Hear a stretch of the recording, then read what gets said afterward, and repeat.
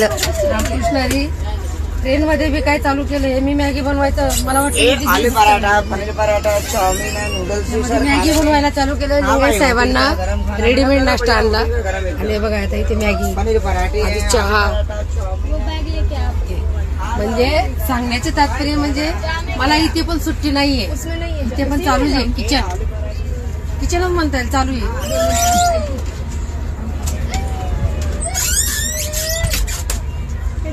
मध्ये ते दीदीने बॅग घ्यायला आली म्हणून जरा आडवं आलं किचन चालू आहे आता मॅगी होते पाण्याच्या बाटल्या आणल्या आहेत 30 रुपयाला 2 त्याच्यातून आता मॅगी यांना रेडीमेड नाश्ता आधी किती जणांचा चहा झाला 10-12 जणांचा 15 जणांचा चहा याच्यावरच बोंबलला एकादशी आहे आणि इथे पण सुट्टी नाहीये ताई पण मला मदत करू लागल्या ताई पण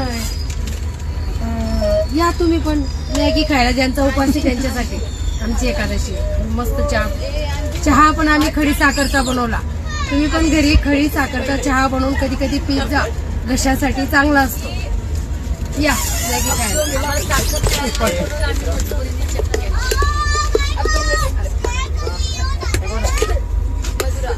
झाली